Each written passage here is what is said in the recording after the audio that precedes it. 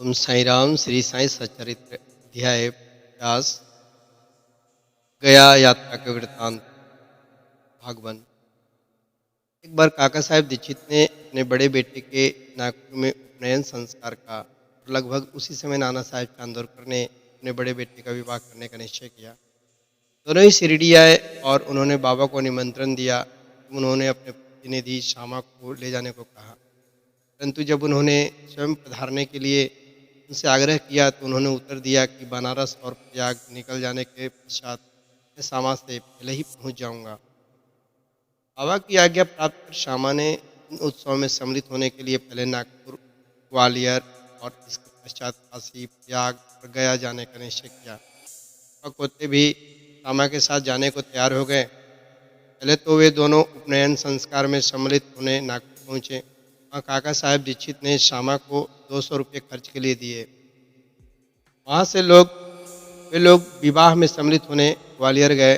वहाँ नाना साहेब चंदोरकर ने 100 रुपये और उनके संबंधी श्री जाठौर ने भी 100 रुपये श्यामा को भेंट किए। श्री श्यामा काशी पहुँचे, जहाँ जाठौर ने लक्ष्मी नारायण जी के भव्य मंदिर में उनका उत्तम स्वागत किया और अयोध्या में जठार के व्यवस्थापक ने भी श्यामा का अच्छा स्वागत किया। श्यामा और कोते अयोध्या में 21 दिन तक और काशी बनारस में 2 मास शहर ठहर कर फिर गया के लिए रवाना हो गए।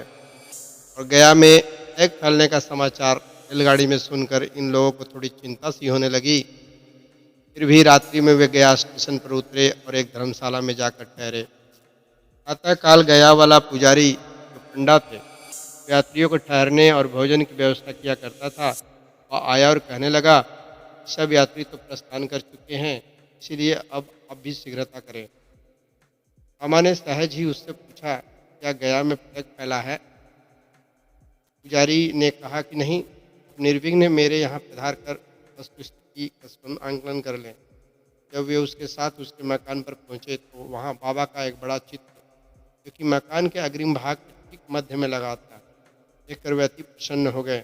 उनका हृदय भर आया।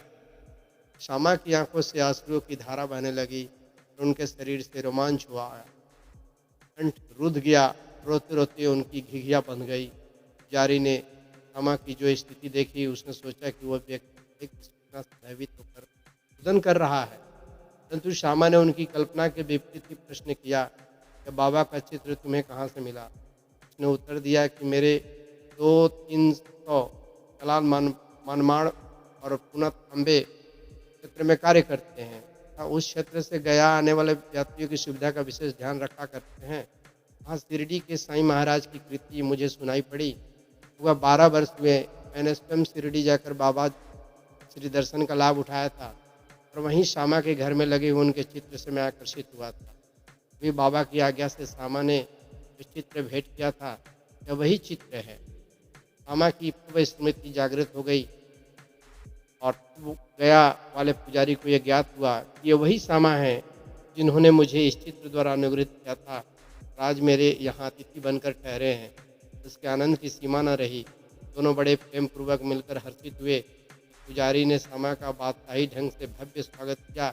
इस तरह बाबा की कृपा से श्यामा का भी यात्रा सफल रही। इसलिए ओम साई राम। जय जय साई राम।